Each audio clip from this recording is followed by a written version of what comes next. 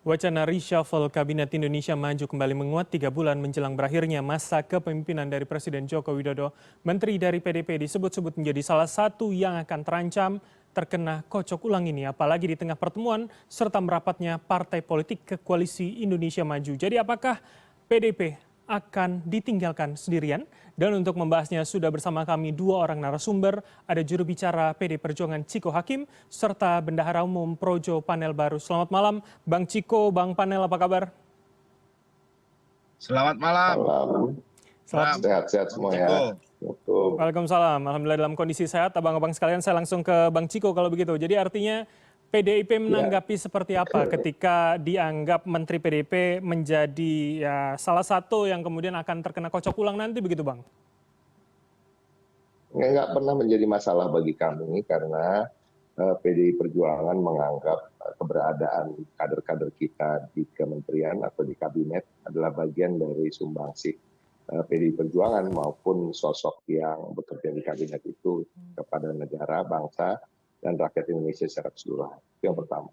Yang kedua tentunya terkait dengan pencopotan menteri, melantik menteri, menunjuk menteri, mengangkat menteri, menggeser menteri, kocok ulang, dan lain-lain, itu adalah hak prerogatif presiden. Kami sebagai partai politik yang beroperasi di negara yang mempunyai undang-undang, konstitusi, kami sangat memahami itu, dan itu kami hargai.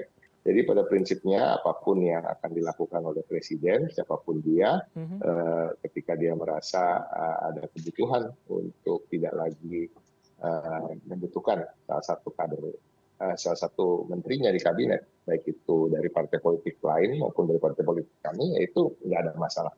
Oke, Karena Ibu Megawati Soekarno Putri juga pernah mengingatkan kepada para menteri di kabinet ketika waktu itu ada perbedaan pilihan politik, pandangan politik dengan keluarga Presiden Jokowi, kami Bu Mega menyampaikan bahwa tetaplah berada di kabinet, tetap bekerja, tetap mendampingi presiden, tetap berkarya untuk bangsa dan negara sampai di akhir masa jabatan. Jadi bagi kami semua ini adalah sumbangsih kami bagi Indonesia, bukan bagi perseorangan atau bagi partai kami sendiri. Baik, Bang Ciko, tapi dalam perspektif PDIP begitu, ketika diganti berarti alasannya adalah seperti yang Anda katakan, perbedaan politik tadi yang disampaikan Ketum Anda, atau memang soal kinerja begitu yang menjadi dasar dari pencapaian itu, Bang Ciko? Harapan kami ya tentu semuanya harus bisanya objektif ya. Jadi harapan kami tentu kalau ada pergantian menteri, baik itu dari kader kami atau kader lain atau kader profesional, sebaiknya itu karena kinerja atau karena memang ada kebutuhan yang mungkin menteri yang sekarang tidak dapat merealisasikan apa yang dibutuhkan bagi masyarakat. Jadi kembali lagi bagi kami yang penting adalah tadi untuk kebutuhan masyarakat, kebutuhan bangsa dan negara. Dan kalaupun presiden mempunyai diskresi atau alasan-alasan tersendiri, ya itu hak beliau karena memang dijamin yang diatur oleh undang-undang. Jadi kami ini. Oke, baik, saya ke Bang Panel kalau begitu. Saya minta tanggapannya begitu Bang. Ini saya juga mengkaitkan dengan statement Presiden yang mengatakan ya bisa saja kalau diperlukan begitu ada kocok ulang, ada reshuffle. Tapi kalau PDIP mengatakan ya sebaiknya karena kinerja begitu Bang Panel. Ya saya pikir tadi sudah disampaikan Bung Ciko ya, tidak ada yang berbeda. Bahwa kapanpun perubahan kabinet, pergantian menteri, itu apapun ceritanya adalah hak prerogatif presiden ya sampai akhir masa jabatan presiden. Jadi Pak Jokowi di sisa 2,5 bulan kekuasaan yang tersedia ini dia mau reshuffle tiap minggu juga itu masih hak dia. Dan menurut saya apa yang sudah diberikan oleh teman-teman PDIP di kabinet melalui menteri-menterinya juga satu hal yang patut diapresiasi ya, ikut bekerja sama bagaimana membangun bangsa ini. Dan sebenarnya pergantian menteri misalnya bila terjadi di 2,5 bulan ini, saya pikir tidak perlu terlalu dipolitisasi karena saya yakin Pak Jokowi misalnya pun mengganti menteri-menteri ini bukan karena alasan-alasan politis ya, tapi lebih kepada bagaimana mengefektifkan proses transisi ke pemerintahan ke Oke, depan. Bang Lebih Panel. kepada situ. Oke, tapi Ya. kalau kemudian sisa 2,5 bulan, kan banyak yang menganggap ini tidak efektif begitu Bang. Artinya ya mau kerja bisa merubah apa sampai ke bawah begitu? Iya, tidak bisa dilihat sisa 2,5 bulannya. Makanya Mhm. saya sampaikan ini kan proses transisi yang coba diefektifkan oleh Pak Jokowi ya kepada pemerintahan yang akan datang, yaitu Pak Prabowo Gibran, ya. Karena saya yakin Pak Jokowi maupun Pak Prabowo dan Mas Gibran pengen di masa transisi ini tidak terlalu lama jedanya, sehingga pemerintahan baru nanti bisa langsung kerja lari 150 km per jam Oke, gitu loh. oke. Jadi kalau dianggap dimagangkan dulu pada pemerintahan Pak Jokowi, nanti akan siap pada pemerintahan Pak Prabowo begitu? Ya nggak apa-apa kalau Bung Bram mengatakan dengan istilah magang juga nggak ada masalah juga. Tapi yang pasti menurut saya kalaupun terjadi pergantian ini lebih kepada mengefektifkan proses transisi. Oke, Ya baik. supaya tidak terlalu lama interval jedanya gitu ya. Mhm. Sehingga pemerintahan baru bisa tancap gas langsung kerja. Karena waktu ini sangat berharga. Saya pikir ya Pak Jokowi, Pak Prabowo juga adalah orang-orang pemimpin yang sangat menghargai waktu. Banyak hal yang harus kita persiapkan. Ya, Oke, 2030 ada momentum bonus demografi, 2045 kita ingin bangsa kita menjadi bangsa dengan ekonomi terbesar di oke, dunia, oke, Bang ketiga Panel. kalau bisa. Nah itu harus dikerjakan Oke, secepatnya. Jangan baik. buang-buang waktu. Baik, saya ke Bang Ciko kalau gitu. Saya minta tanggapannya Bang. Jadi memperkuat keberlanjutan untuk pemerintahan ke depan pas begitu Bang Ciko?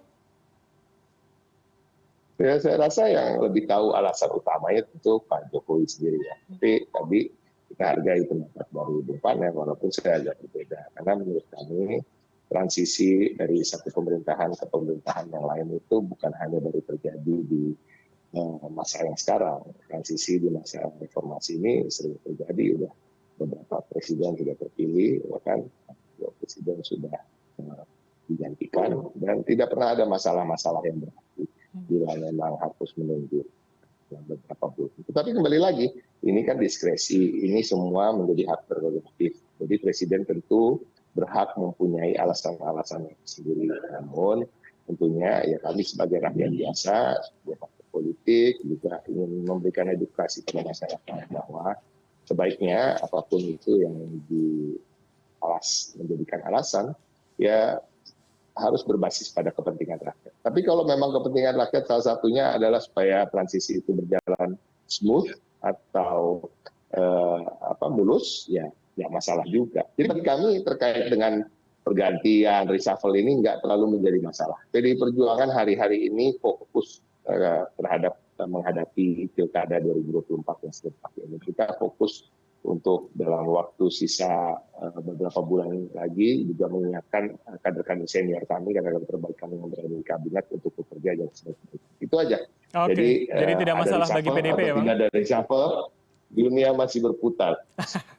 Oke, baik-baik. Saya akan minta juga tanggapan dari Bang Ciko serta Bang Panel bagaimana soal pertemuan para ketua umum partai politik ke kediaman Prabowo Subianto. Artinya, apakah ini menandakan PDP akan ditinggal sendirian begitu? Tapi jangan langsung dijawab, abang-abang sekalian, pemirsa tetaplah bersama kami di Pilihan Indonesia.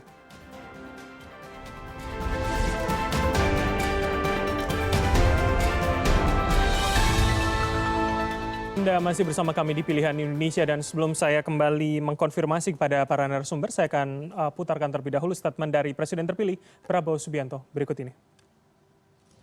Sepakat untuk kerjasama, kolaborasi dengan baik. Jadi tentunya ini bagian dari suatu proses pertemuan antara unsur pimpinan, di ujungnya ketua umum ketemu ketua umum, ada kesepakatan, baru nanti ada tindak lanjut follow up-nya sampai prosesnya bagaimana. Saya kira itu. P3 juga akan masuk tim ya Pak? Ya, insya Allah.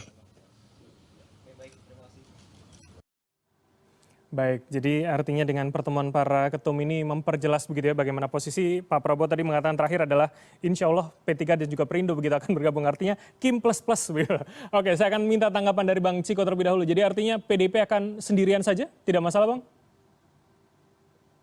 Nggak menjadi masalah. Gini, sampai hari ini kan terkait dengan koalisi untuk pemerintahan yang berikutnya ya, bukan bicara soal pilkada ya. Pada prinsipnya gini, PDI Perjuangan sampai hari ini belum menentukan pilihan, belum memberikan sikap, belum punya keputusan yang secara definitif apakah kami akan berada di dalam pemerintahan atau di luar pemerintahan.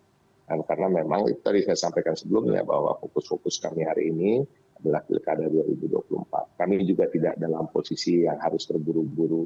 Perolehan suara kami lumayanlah, kita sebagai juara di pemilu legislatif tentunya ada bargaining jika kita berbicara terkait dengan kekuatan di parlemen.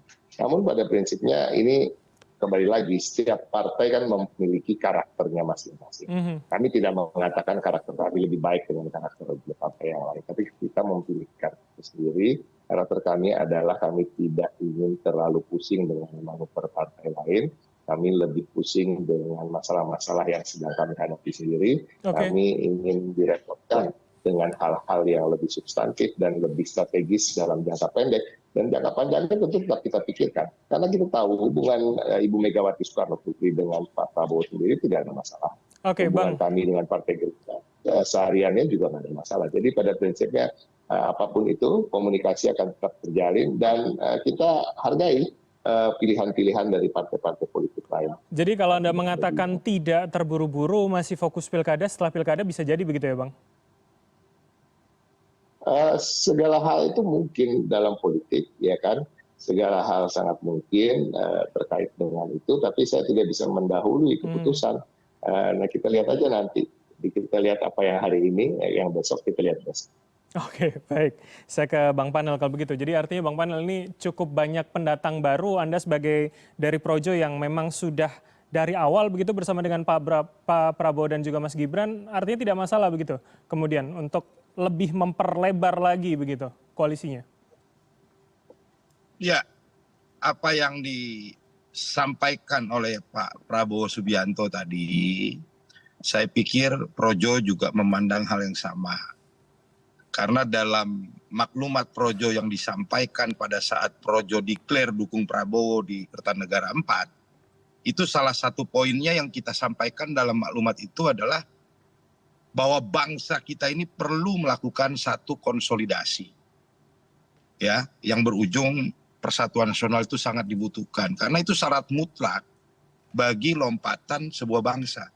Jadi tidak mungkin bisa terjadi lompatan kalau tidak ada persatuan nasional. Jadi apa yang disampaikan itu sangat sejalan. Dan Pak Surya Paloh juga tadi sudah menyampaikan bahwa kita akan bergabung, mendukung, juga tidak berupaya untuk tidak menambah beban. Saya pikir ini satu kesadaran yang luar biasa dari para tokoh-tokoh nasional kita. Saya melihat Pak Surya Paloh menyatakan bergabungnya di Kim ini juga dengan satu kesadaran yang sama bahwa persatuan nasional itu sangat dibutuhkan untuk lompatan bangsa ke depan. Jadi yang paling penting adalah bagaimana merealisasi cita-cita Indonesia Emas 2045. Oke. Saya ngelihat di layar TV ini tokoh-tokoh nasional seperti ini sejuk sekali gitu. Dan rakyat sangat senang melihat yang seperti ini gitu. Bang Panel, jadi menurut Projo semakin banyak yang bergabung akan semakin oke begitu untuk kemudian pertemuan nasional tadi? Ya, suka tidak suka bangsa ini membutuhkan konsolidasi besar, persatuan nasional untuk bisa lompat, untuk bisa menjadi negara maju. Tanpa persatuan nasional, bangsa ini tidak akan lompat. Tapi memang dalam sistem demokrasi butuh yang namanya check and balance. Nah, kalau memang kemudian PDIP mengambil posisi sebagai oposisi, itu saya pikir juga tugas yang mulia, bukan tugas yang tidak terhormat gitu loh. Jadi ini bentuk bahwa lebih baik PDIP di luar dan mungkin tidak bergabung pasca pilkada nanti maksud Anda? Enggak, ini hanya pikiran saya. Itu juga bukan posisi yang tidak terhormat, itu tugas yang mulia dalam sistem demokrasi kita. Gitu loh. Oke. Kan Bung Ciko belum memutuskan seperti apa tadi dibilang kan. Masih fokus pada pilkada serentak gitu loh. Jadi setelah pilkada akan bisa mungkin berubah juga gitu ya, Bang Panel ya responnya? Nggak tahu, nanti kita tanya Ciko, kita bikin lagi diskusinya setelah pilkada serentak. Oke. Saya ke Bang Ciko kalau begitu. Bang Ciko, tadi Anda mengatakan konstelasi nasional dan juga pilkada ini berbeda. Seberapa kemudian PDP meyakini akan berbeda atau jangan-jangan akan juga berdampak pada provinsi-provinsi strategis yang sampai hari ini PDP pun belum mengumumkan siapa calonnya, siapa jagoannya begitu Bang? Sebenarnya kalau strategis itu disebut apa? Kita bicara Jawa Timur, kita bicara Jawa Tengah, kita bicara Jawa Barat, kita bicara Sumatera Utara, kita sudah menentukan. Jawa Barat baru hari ini kita juga sudah mendeklarasikan Ono Surono dan Pak Kiai dari PKB. Di Jawa Tengah kita insya Allah bisa mencalonkan sendiri dan kita masih juga belum firm atau belum tegas dalam menentukan antara calon-calon di pada prinsipnya kita bisa melakukan. Jawa Timur insya Allah kita akan mengupayakan agar tidak terjadi perlawanan satu pasangan calon dengan kota kosong.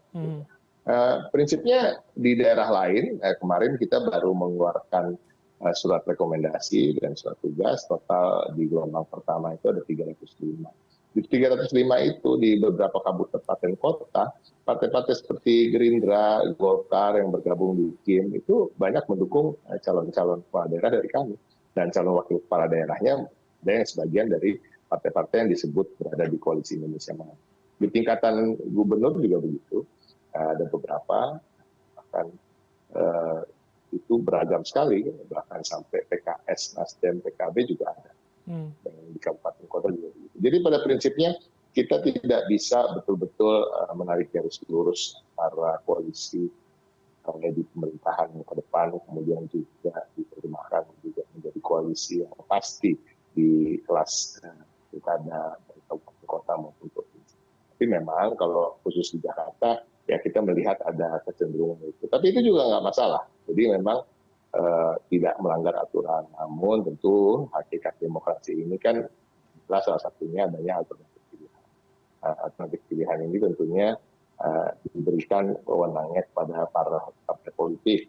Partai politik ini kami harap juga mau menjadi instrumen edukasi politik bagi masyarakat, yaitu menyelenggarakan demokrasi yang sehat dan mendidik, dan kemudian juga bisa menampung aspirasi-aspirasi masyarakat yang menginginkan adanya pilihan-pilihan. Tapi ya kita lihat aja nanti bagaimana ke depan. Tapi dengan waktu 2 minggu, kekhawatiran itu artinya tidak dianggap menjadi suatu hal yang mengancam ya bagi PDIP ya, Bang Ciko? PDI Perjuangan bukan partai yang suka berkhawatir-khawatiran. Jadi bagi kami ya kita mencoba melakukan yang terbaik. Kalau ini tidak berhasil ya nggak apa-apa. Kita bisa melakukan hal-hal lain yang lebih positif lagi di bidang-bidang lain. Oke, baik. Terakhir saya ke Bang Panel kalau begitu. Jadi artinya Bang, kemudian kalau Anda mengatakan tadi ya secara nasional konsolidasinya harus dilakukan bersama-sama, bisakah itu juga dilakukan hingga pilkada nanti begitu Bang, untuk dengan semua elemen ini? Ya bisa saja itu terjadi. Dalam politik tadi Bung Ciko bilang kan semua mungkin. Jadi kalau Projo sendiri kan bukan partai politik nih Projo nih. Tapi kita tetap akan respon momen politik pilkada serentak. Karena kita anggap pilkada serentak ini satu hal yang penting. Penting untuk apa? Untuk memastikan keberlanjutan kepemimpinan di daerah. Memastikan keberlanjutan pembangunan untuk rakyat di daerah. Memastikan keberlanjutan kebijakan-kebijakan yang pro rakyat di daerah. Sehingga pilkada serentak ini menjadi penting. Nah Projo sendiri akan mendukung calon-calon yang didukung oleh Pak Jokowi, Pak Prabowo, Mas Gibran, dan partai-partai KIM. Itu posisi politik kita. Ya. Dan kita pasti akan coba untuk memenangkan pilkada-pilkada serentak di 11 wilayah strategis. Ya, mulai dari Sumut, Riau, Sumsel, Lampung, Banten, Jakarta, Jawa Barat, Jawa Tengah, Jawa Timur, Bali, dan Sulsel. Karena 11 wilayah strategis ini adalah 75% popular vote kita gitu loh. Vote nasional kita di 75%-nya itu ada di 11 wilayah itu. Itu jadi penting untuk kita kawal, untuk kita supervisi langsung di daerah-daerah itu, sehingga koalisi Indonesia Maju bisa menang di 11 wilayah strategis itu. Oke, Karena ini baik. penting untuk memastikan kepemimpinan di daerah sejalan senafas dengan pemerintahan Bapak Prabowo dan Mas Gibran. Oke, semangatnya itu, Saya begitu ya, pikir. Bang Panel. Oke, terima kasih. Kami Ya. tentu akan menunggu seperti apa 2 minggu lagi, begitu. Terima kasih atas waktu para narasumber. Ada Bang Panel Barus, Bendahara Umum Projo, dan juga Bang Thank you. Ciko Hakim, juru bicara PDIP telah bergabung bersama kami. Selamat malam, sehat selalu semuanya. Malam. Selamat malam.